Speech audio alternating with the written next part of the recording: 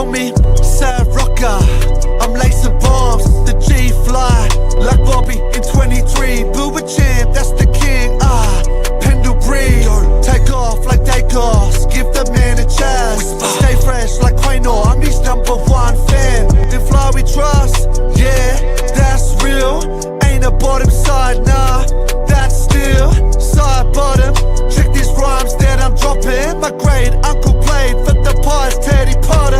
I'm kicking straight like Billy Elliot. Kane wrote us off, silly idiot. The Pies are coming, young and old. Big ups and cassette, the general. Pies footy, Pies footy. We all love that. Pies footy, Pies footy, Pies footy. Give up on the boys, nah, why would we? Good old Collingwood forever. They know how to play the game. Side by side we stick together to uphold the Magpies name. See the barricades are shouting as all barricades should. Oh, the premiership's a cake. Walk for the good old Collingwood. Up the Maggie! Yahoo!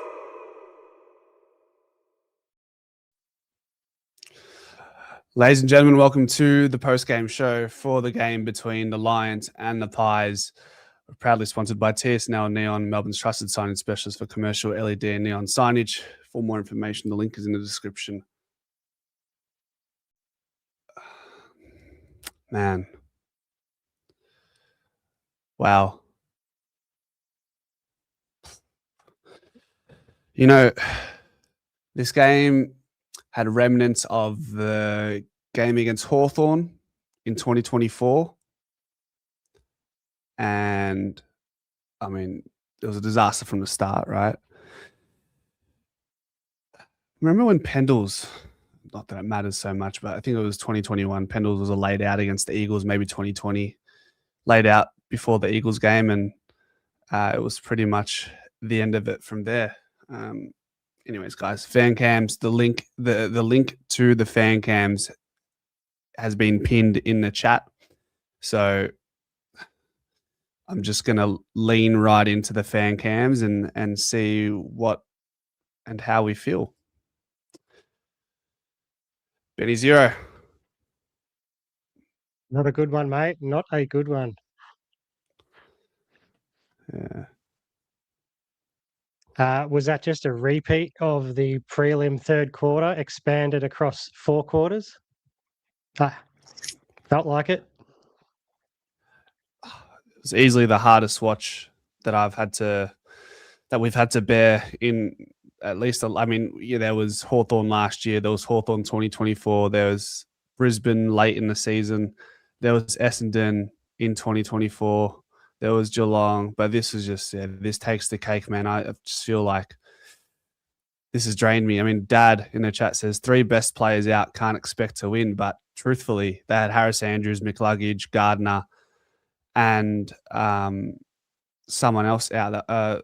McLuggage, Gardner, Andrews, and I had another.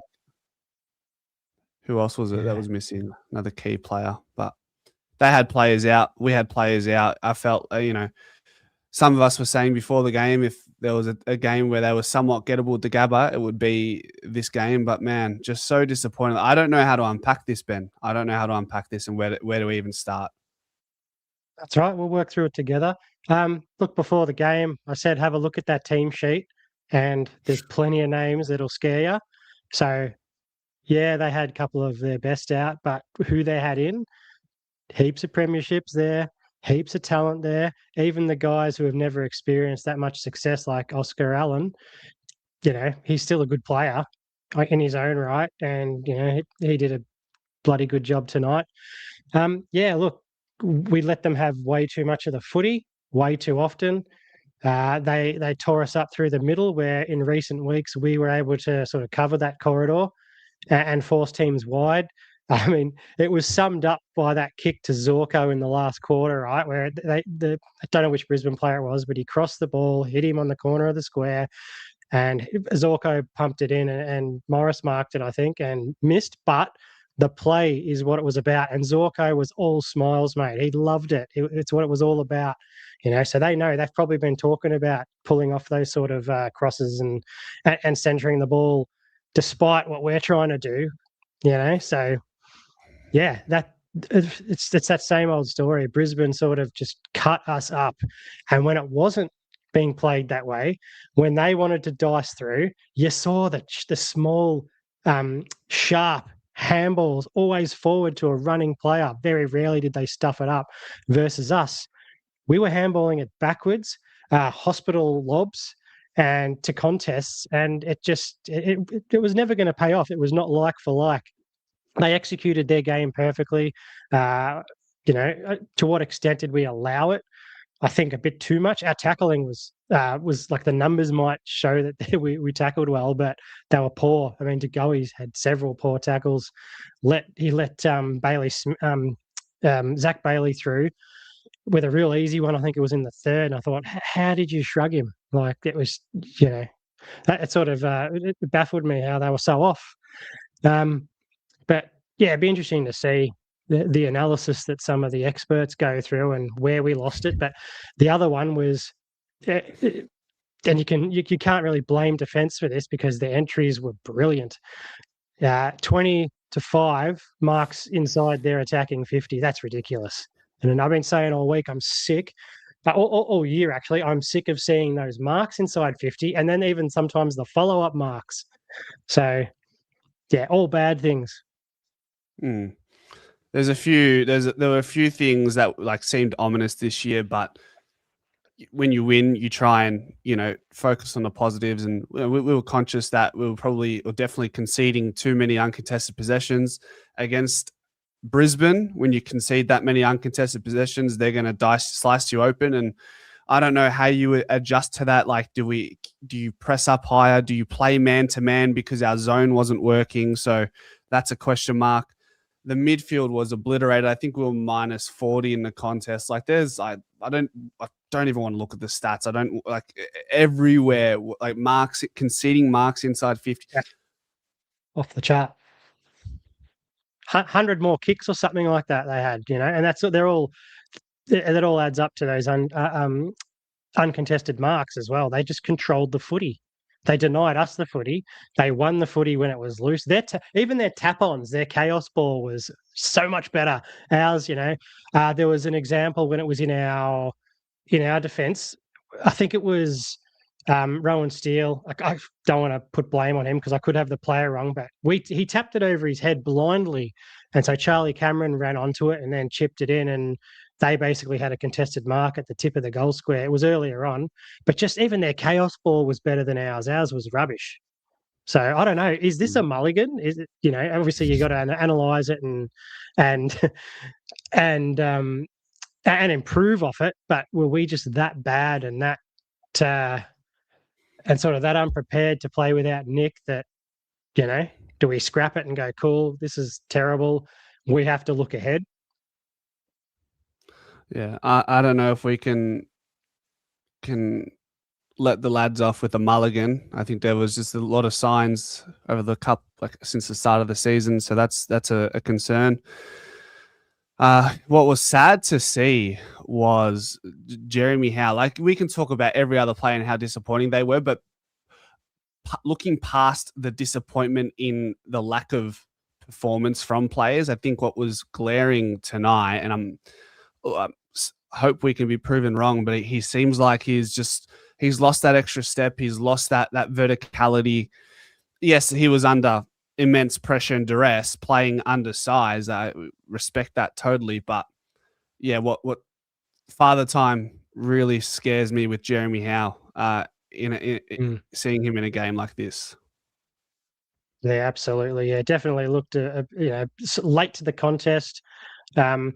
He also didn't have, and this was just a general observation, not so much against him, but very rarely did we have a third come across and help out help to cut off the marks or halve the marking contest or anything like that. I mean, their ball delivery was so good, it was hard to read when to do it because they were pulling kicks and all that. Yeah, Jezza, he does look slow. We had a quick chat about it sort of throughout the match, suggesting, maybe he should have had VFL. I still stand by he wouldn't have gained anything in the VFL. I almost think it would have almost just saved him from having a bad AFL performance, and that's about it. He comes in, we see.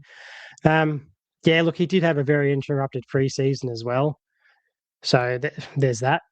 Yeah. And I think I used the wrong word when I said mulligan. It was more like move along from the match kind of thing and go, shit, that was no good. Let's move ahead and focus on how we get better.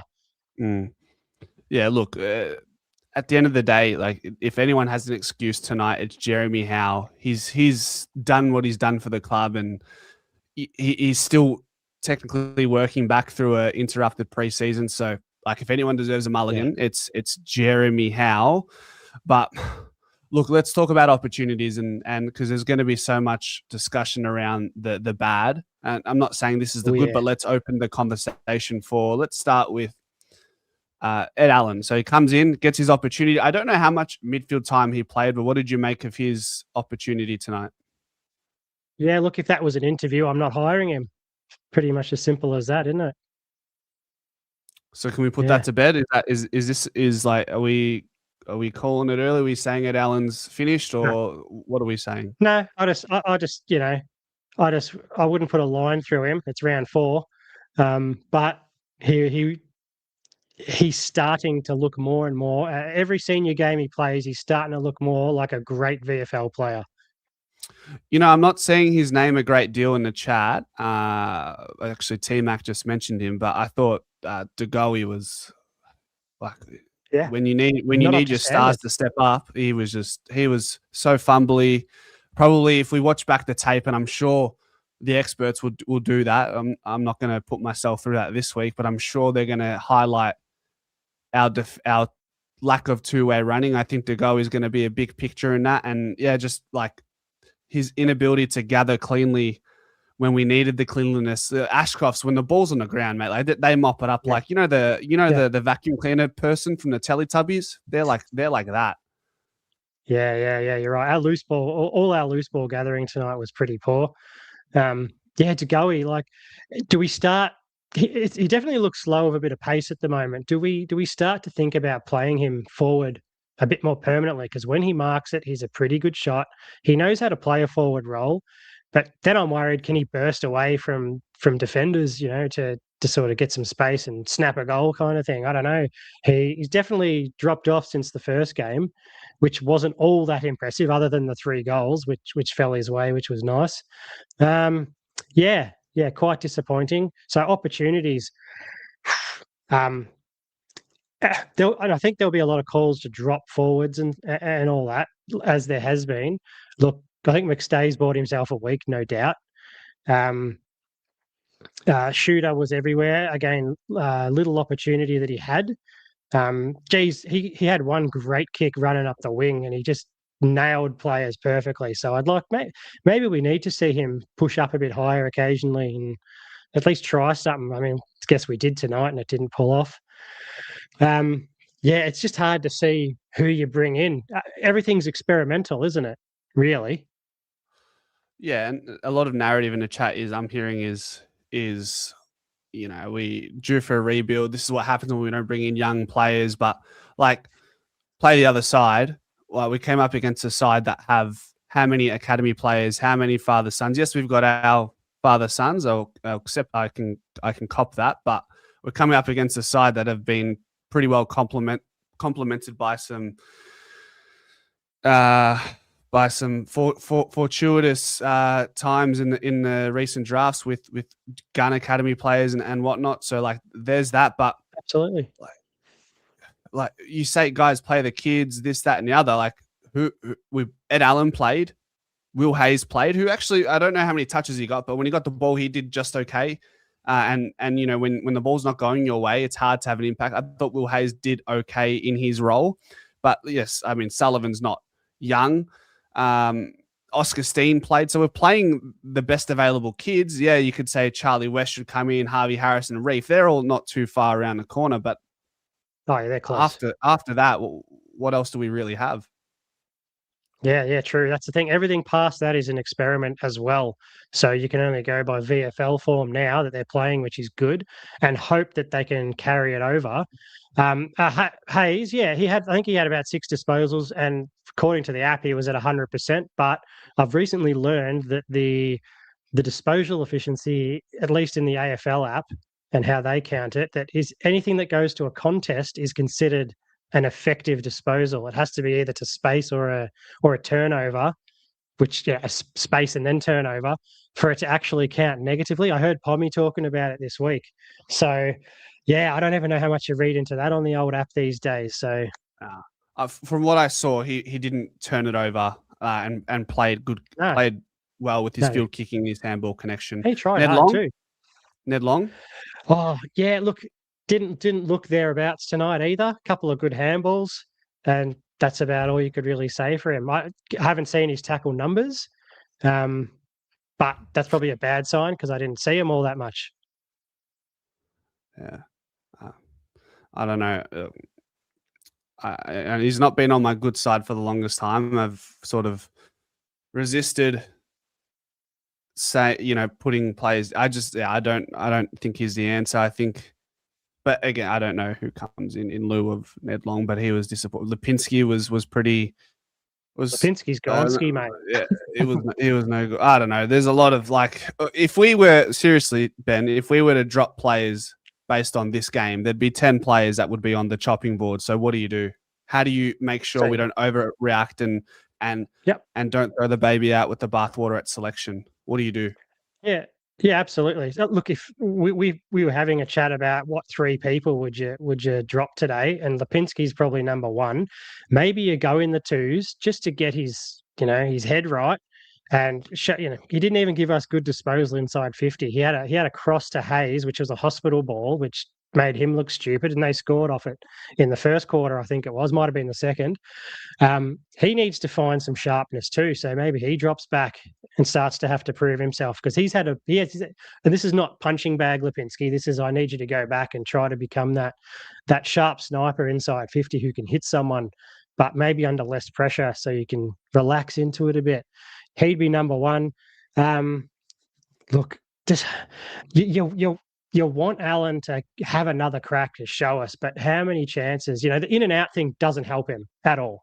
So if he's out, you have to keep him out for a while and let him find some serious form. And that was probably our plan anyway, but he has to come in tonight to cover for Nick. So maybe he's first out. I'm seeing a bit of Crispy hate as well. Look, Crispy was a bit bipolar tonight, I think. He got a lot of the footy, but man, did he stuff up his disposal. There was even one where we were debating, was he having a shot at goal or was he passing it at McStay? Now, I think he was having a shot and fluffed it, and so many people think he was having a pass. It's like that shows how bad it was, because we couldn't even determine what the hell he was trying to do. So, yeah, he was getting places, he was and important in that way, but just how he used it was way down. And again, that's without seeing the disposal number in front of me, but plenty of people noticed. Could have Fly done anything different at selection? Yeah, probably play another backman. That would have been a start, but also Fly could have started Steen at the centre ruck instead of Cameron every single quarter, basically. I mean, that was an obvious one. And I even said, we might be saving him for the second quarter and his numbers will go up. But it just never happened. He kind of just it was not even 50-50. It was DC had way more of it, of an opportunity, I mean. Yeah, this is the problem I raised after last week's game was, well, firstly, the selection. I'm not going to hold Fly for ransom with the selection, but what I will say is the fact that Lee Clark says it well. Fly's use of Steen was horrible. I think. Yeah. Is he starting in the centre bounce for the first contest of the game or not? And how does he go from featuring in the centre bounce more often than not last week, and then play the bystander this week when we know what he brings? And Darcy Cameron, we love the guy. He's our guy, but he's not in the centre bounce with these ruck rules. He's not that guy in that situation. So why are we are we trying to be kind to him? I don't understand that is a that's something I'll hold Fly accountable for. It's like you have to play him there. Simple. Absolutely, mate. Absolutely. And I don't think Cameron's the kind to get offended by not being at the centre ruck. You know, he wants success. He's not. I don't understand the call. We were sort of asking the question, why weren't we seeing Steen at the centre rucks?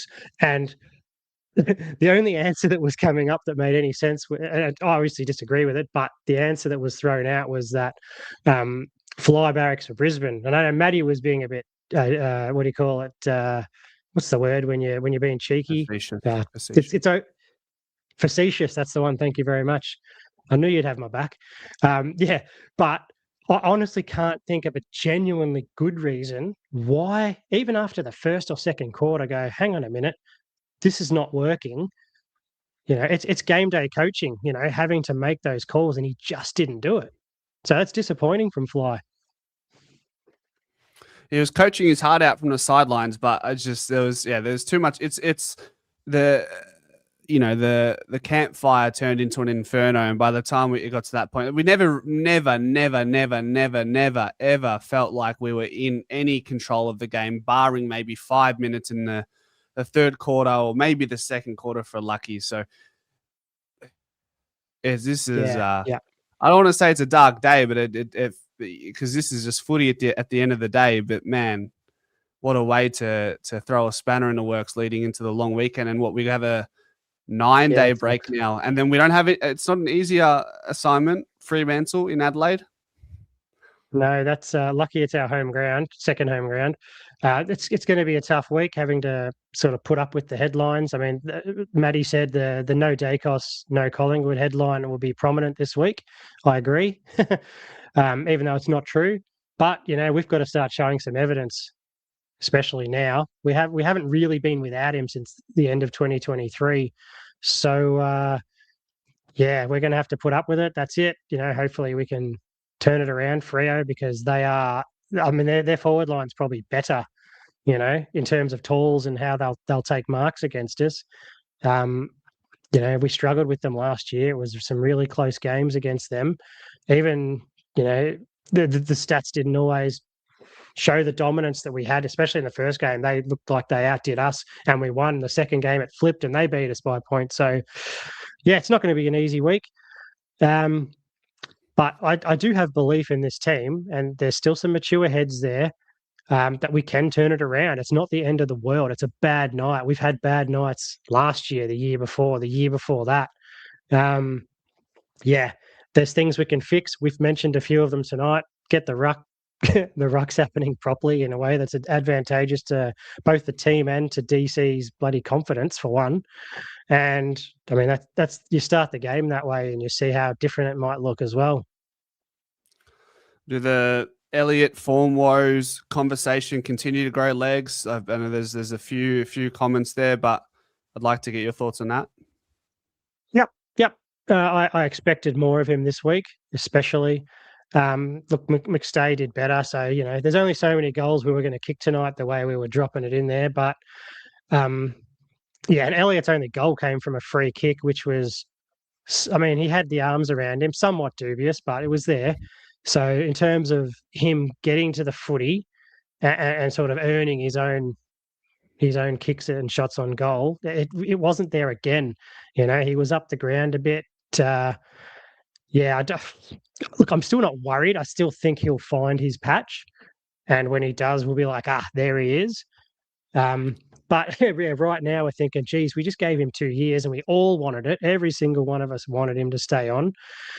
So we've got to own it now, and we've got to sleep in that bed. So yeah, let's see how he goes. He has runs on the board. His experience, we know he can turn it around. But I really want to start seeing better forward connection in general. I mean, Schultz hasn't kicked all that many goals this year either, but we're sort of seeing his chase, and he gets up the ground and he's always into it. So, you know, we're not questioning him, and nor should we.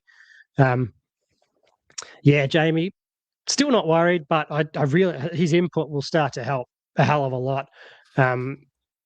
Let's say he kicks 5 goals today. That doesn't make a difference, does it really? Make no mistake, this was a 100-point loss disguised as a nine goal loss. Yeah, for sure. For the whole game, I felt like we were 12 goals down. Abdullah says something that we've glossed over and probably deserves a little bit of attention. Brisbane had 5 days off going into this game, man. 5 days, 5-day break. We had 6 days, okay? 5 days, like that is the dreaded turnaround in season. Not a good look. It just shows how skillful they are. They're a great team, well drilled, mostly disciplined, excellent skills, especially by hand. They know how to control the footy by foot.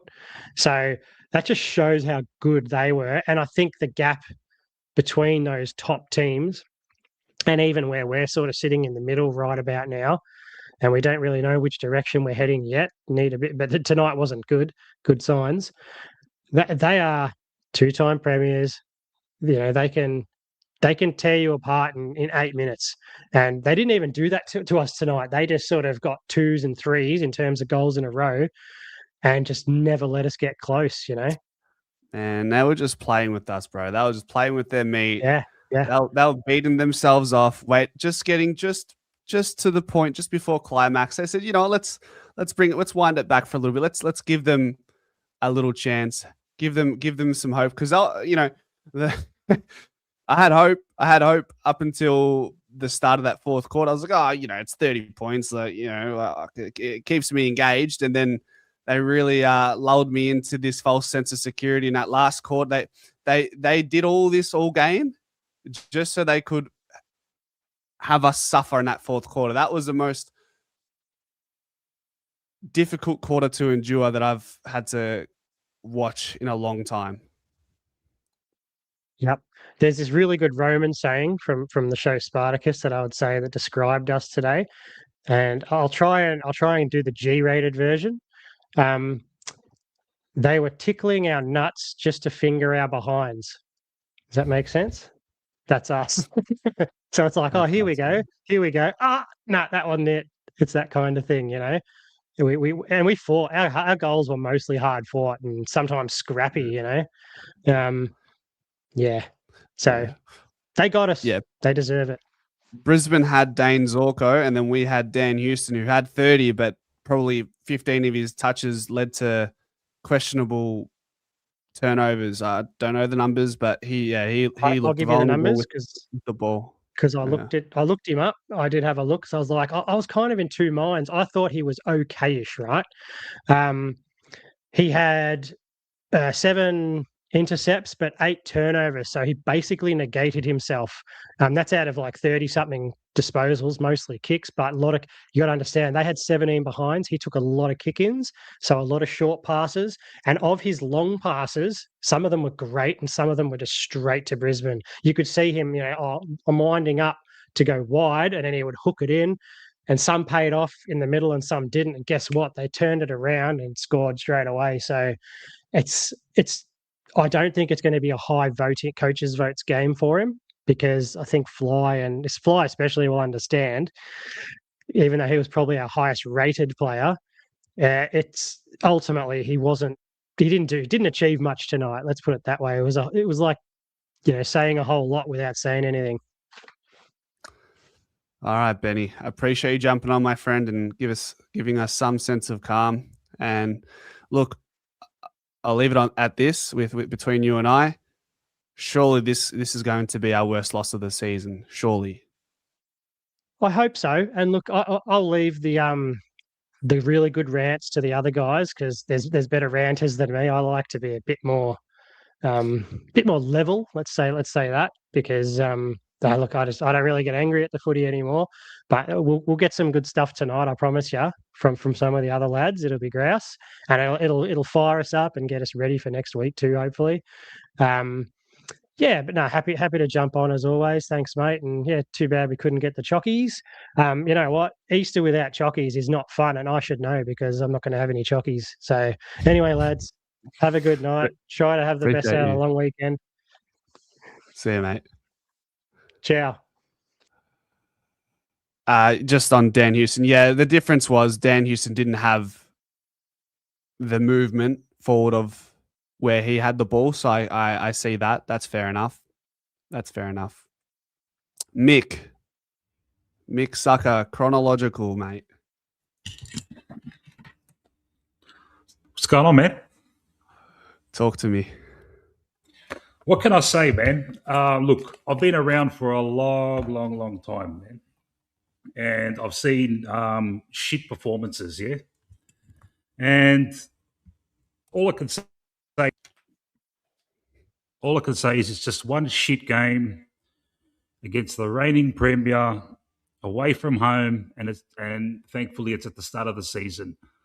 We can look back on it and just point out all the really shit things, but we just got to forget about it, man, and just look forward and see what we can learn from it. But we should really address some of the obvious things that are wrong here. But thankfully, it's the start of the season, and we've got a long time to sort it out.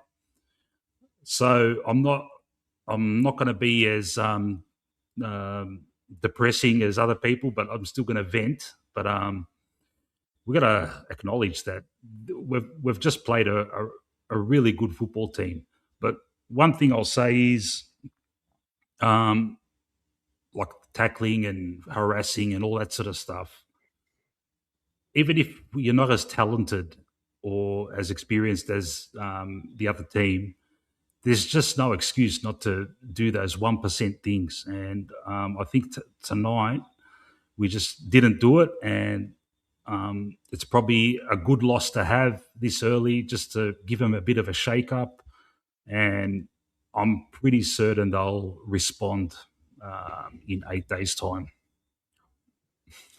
So, and we do want to highlight that this is just one game, and there were some warning signs, and there's time to address, of course.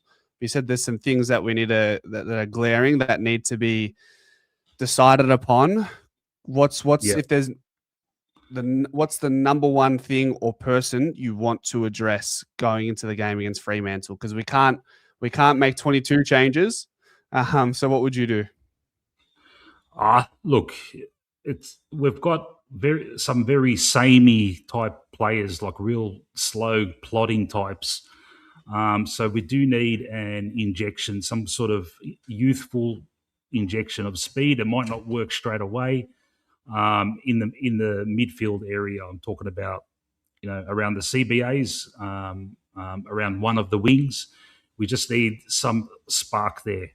And I'm absolutely praying tomorrow that one of these kids really puts their hand up and puts a bit of pressure, because there is one particular player by the name of Patrick Lipinski.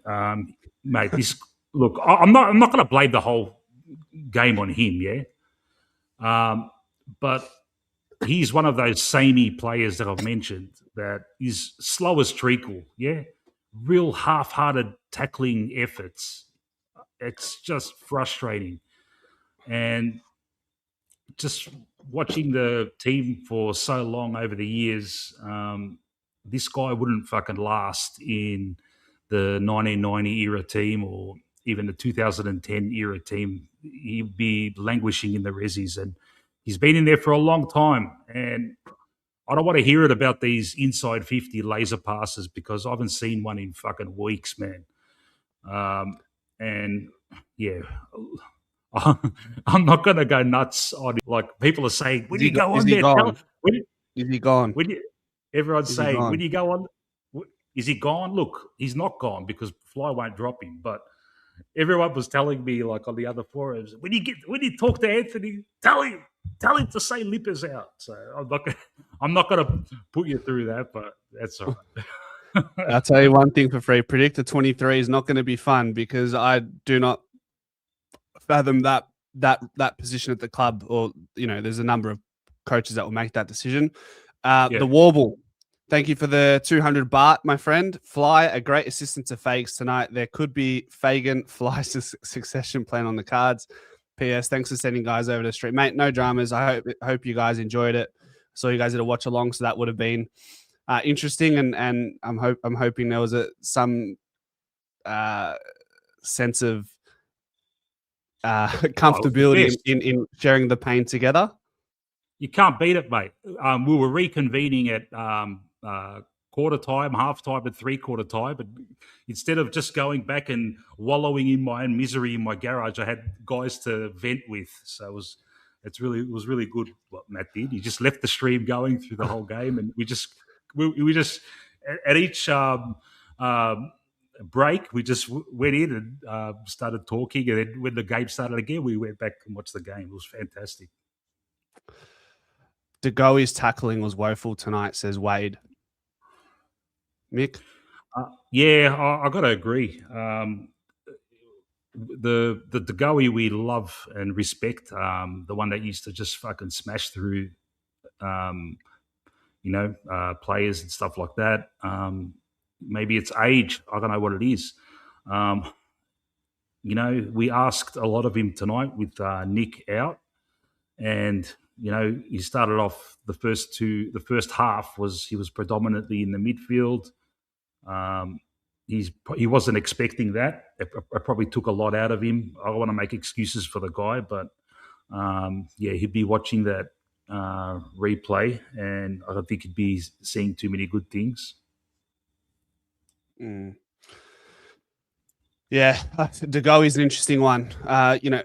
There's an element of me saying we just have to trust that we're going to get some return on him, but then there's games like today and last week. You're a man, like if he's not the De Goey we need him to be, he's actually a bit of a liability. He's not sticking tackles. For me, Jordy, there's no one to replace him with, man. He's in the team, mate. He's the type that he'll be up and down all year, and then that first final he'll just fucking rip it up, and then we'll know. But what he's never missing in his game, Mick, which worries me over the last couple of weeks, is he's normally polished with the ball, gathering the ball from a contest or at ground level. Yeah. He's not doing that anymore. I say anymore. Like, sure, maybe it's form, but at the very least, he hasn't been clean with his gathering of the ball, which is a big thing. And when you see the Teletubby vacuum cleaners in Will and Levi Ashcroft tonight, you see what it means to be able to pick up the ball and dispose of it in a quick and clean fashion. Yeah, you're right, man. And that was a problem with the whole team tonight, and it's been a problem the first 4 games as well.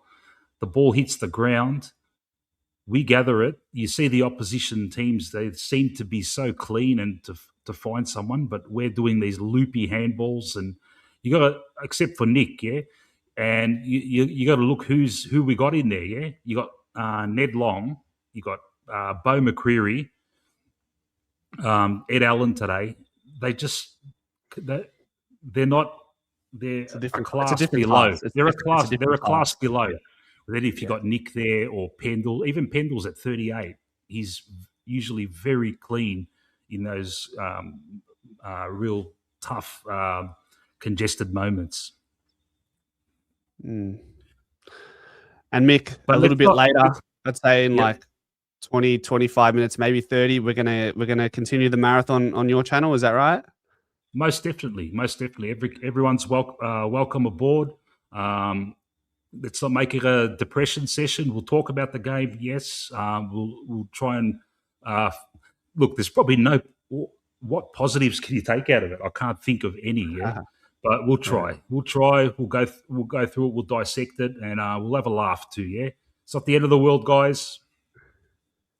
Are you going to be around for the VFL tomorrow? Yes, I will. Yeah. Do you want to? I mean, you're welcome to jump on as a guest if you like to help me through the VFL. No probs. No worries. Me and Greatness. We were waiting for you to pull out of it so we could take over, but it's all good. I got you. All good. All right. We'll with a reserve one okay. if you don't make it. All good. No, I'm happy to. What time's the game start? 1:05. No problem.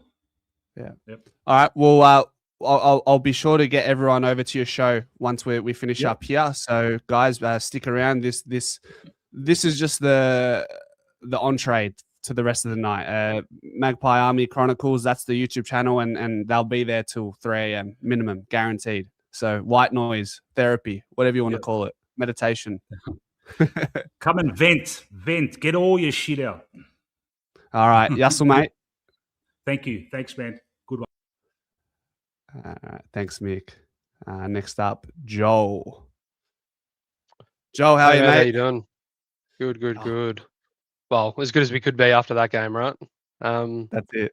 look, look. I think I've actually liked the attitude of most of the people that have come on tonight so far in terms of let's not go full Carlton supporter on this and lose our minds. It's not that bad. I just wanted to give it another kind of layer to that perspective around. I think football is actually pretty simple. I think if you actually look at the ranking points for a game but scroll to the bottom, that actually explains a lot of where the game's gone. So I think when you look at the bottom 10, 12 players, it was majority Collingwood. And like to give you context, the second lowest rated Brisbane player was Charlie Cameron. He was still pretty handy, right? So when you look at the fact that we had people like Sidebottom, who was our second lowest rated player tonight, granted he was off for a little while. You got people like Lipper, Bo McCreary, Isaac Quaynor, Membry that were down there. It's just one of those nights where, luckily, I actually think it's seen as a little bit of a positive. It was everyone off, bar maybe one or two players. I'd rather have a game where everyone's off than have a couple of games where 10 or 12 players are off. Let's just get the shit one out all in one go and then move on to bigger and better things moving forward. And so, if you were the coach, do you reckon is that the exact message you'd be relaying in the change rooms after this?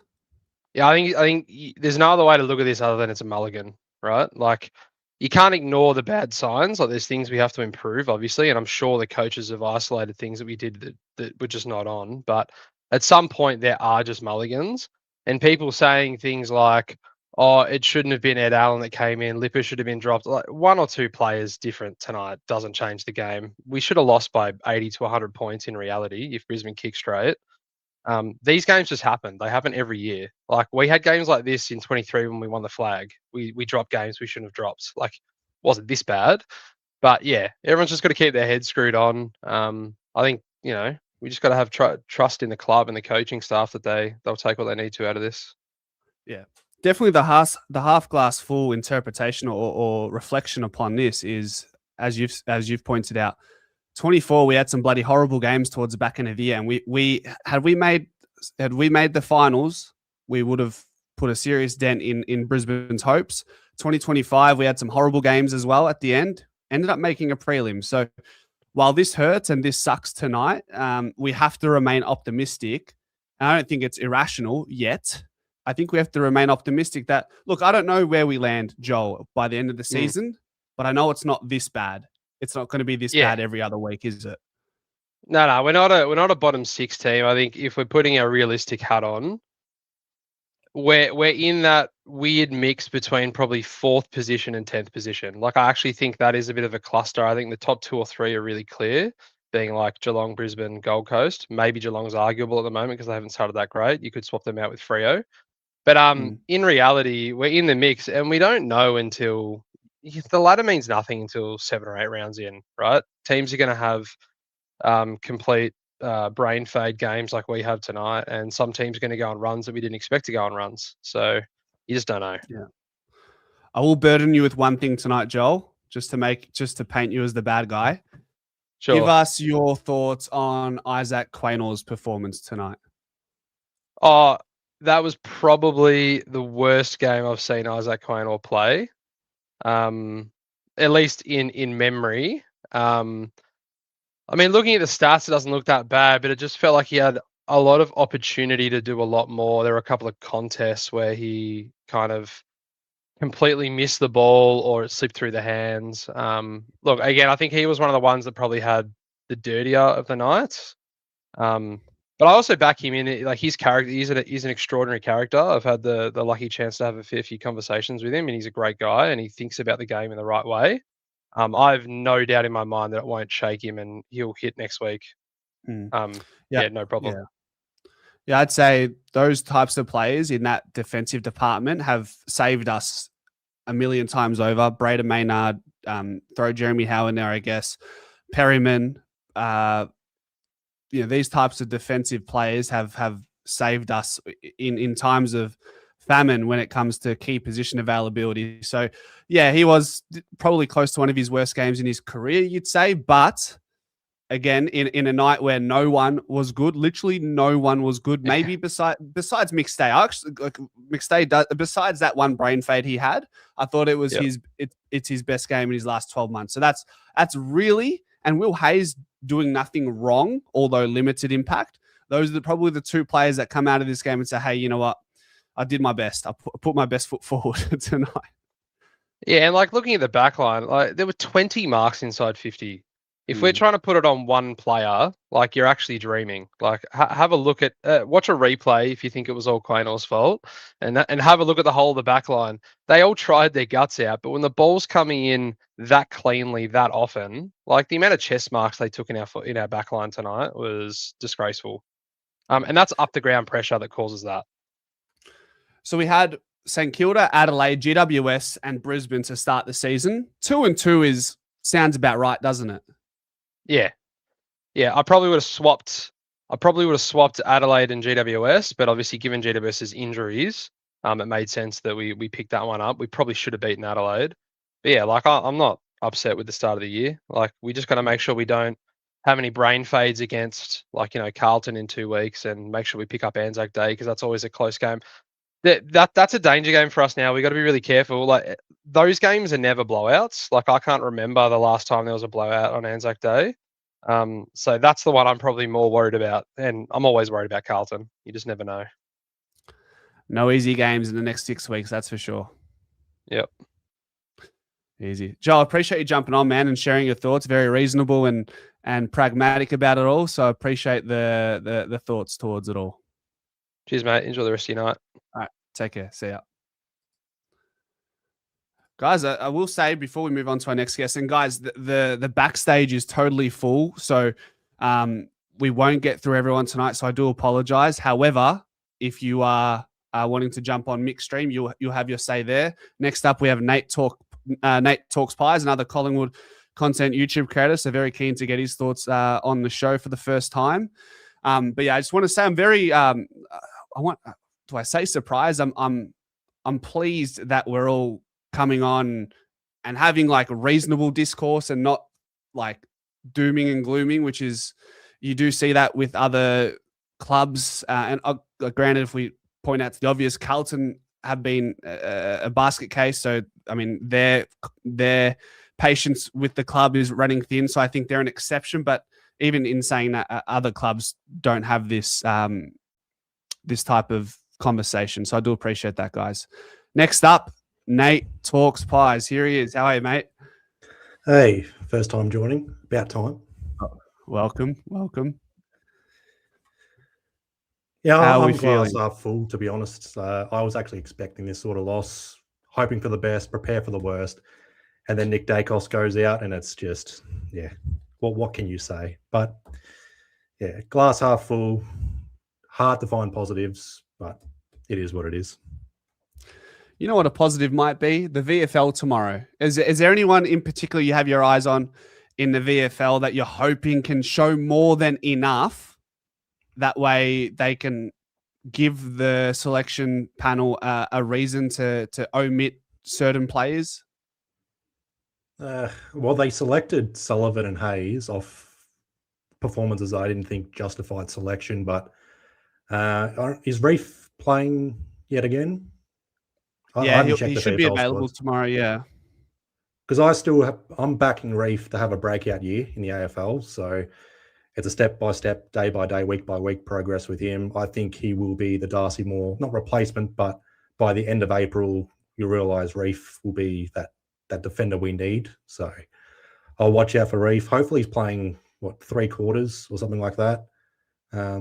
Weirdly enough, I'm more interested in Stevenson and Bytel, and maybe not Bytel, but Stevenson, just seeing how he fares, and hopefully Bytel doesn't kill us in the VFL. But I think it's 16 AFL listed players in the VFL. I have to double check who's playing and who's not. I think Jack Buller's flying back down and playing, or yeah, he'll be available. I think the outs for Collingwood were Sullivan, and someone else, and then Parker and Taj Woden are the ins for the VFL side tomorrow. That's good to see. Or maybe Will Parker, if he's playing in the midfield, see how he fares. Jack Buller, if he backs up his performance last week, and obviously Charlie West as well. But I don't know what Charlie West needs to do to warrant selection. I don't think he'd be the fix for this sort of performance tonight either. So, but Charlie West gives effort, second and third efforts up the ground. So that's what we needed. But I feel like that's one of the more difficult selection decisions to approach going into the next couple of weeks, because McStay kicked 4 goals. Membry did what he did with his ability to impact the game. So it's like, if you bring in Westy, then all of a sudden you're probably talking about dropping a tall, and that can only be Oscar Steen. And I don't know if I love that idea just yet. So where do you sit in all of that? Well, I take a different approach to this in terms of the key forward selections. We're going to try and figure out a way to utilize Jamie Elliott a little bit more. He's just having very little to no impact. Mm-hmm. He's very little occasions where he's one out with a paddock to work with. And if he does have that paddock, he hasn't utilized it as much. So that's on our midfielders to enter inside 50 a lot better. But I'm just not too sure how we go about our tolls. Do we just wait until 2027 for Ben King? Or it's too far away, I know that. But it's just, Dan McStay kicks goals. But I'd have to go back and see the start of 2023 till now. The amount of goals Elliot kicks when McStay's playing compared to when he's not playing, it's starting to stick out for me. So, but as far as the key forwards go, I don't know. I'm not a coach. Can't figure it out, unfortunately.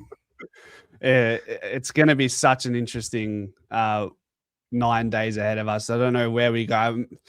Players, if they didn't look sore tonight, they looked, Kane will, I'm sure the bingo card for the mainstream media today will be just old, slow, lazy, unaccountable.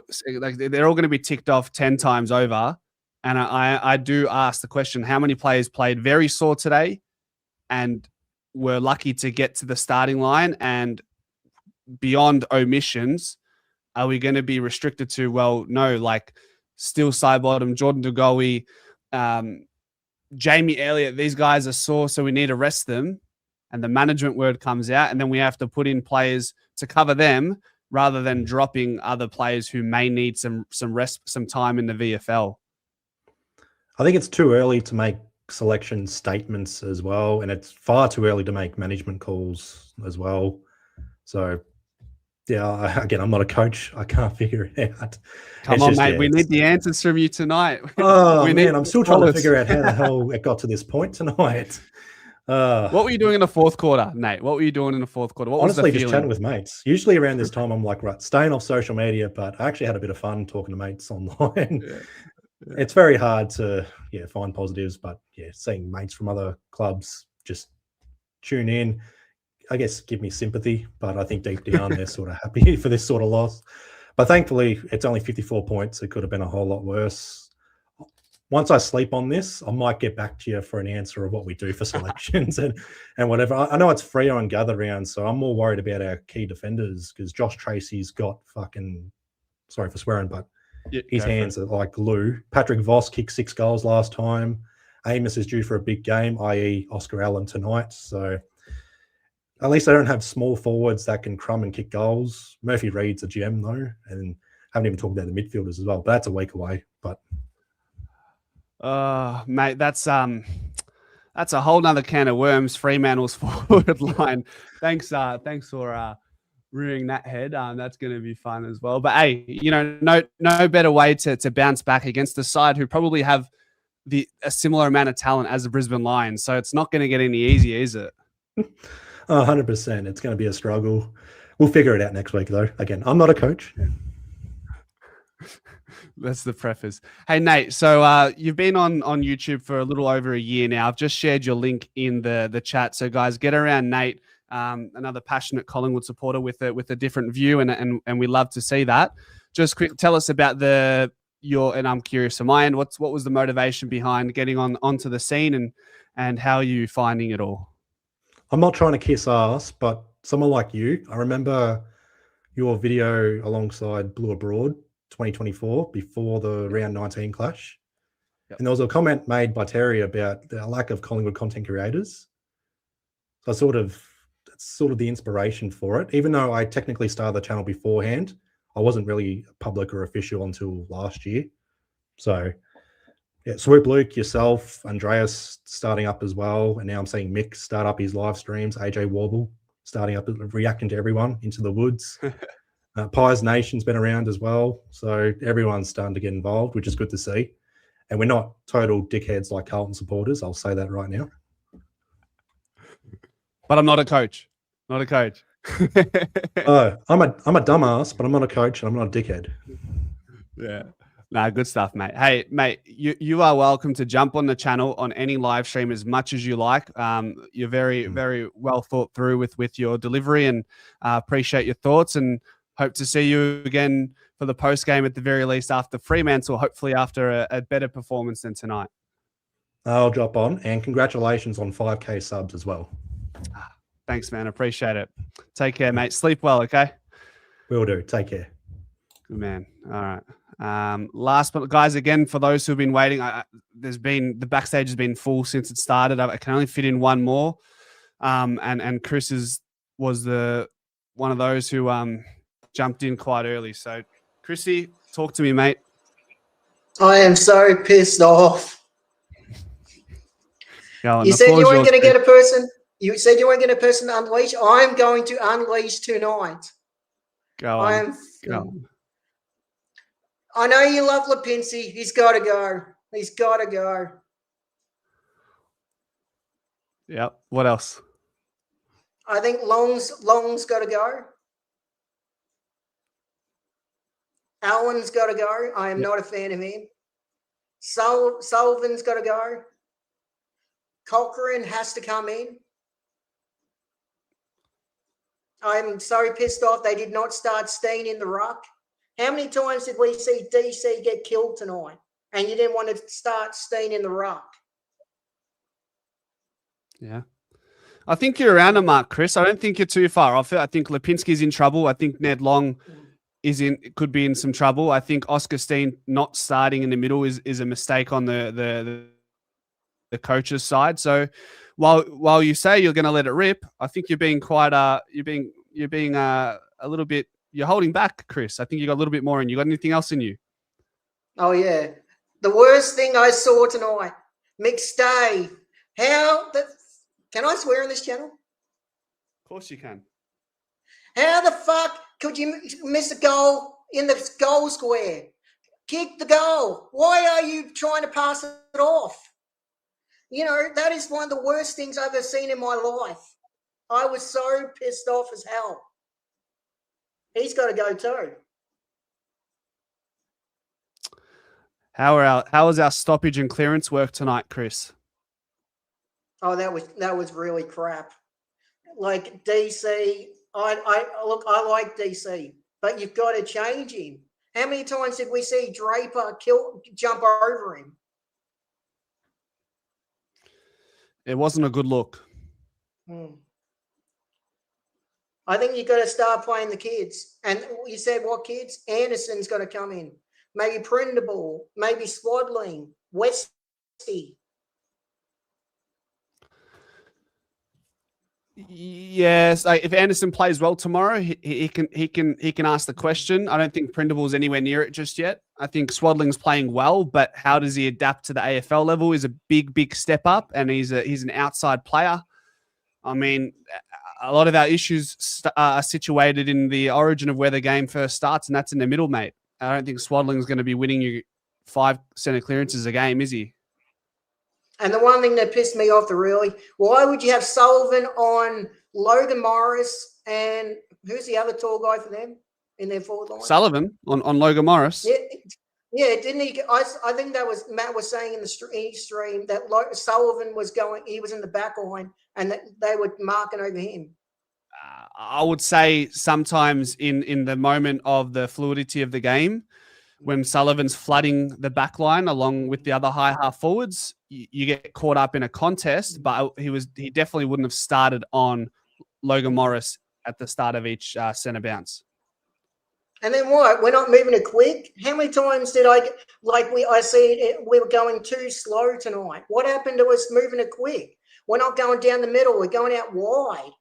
Like you saw Brisbane, they weren't going quicker than we were.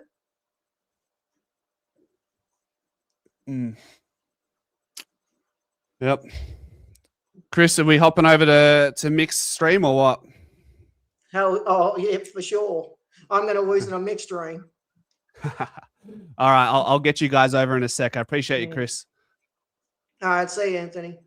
Anyway.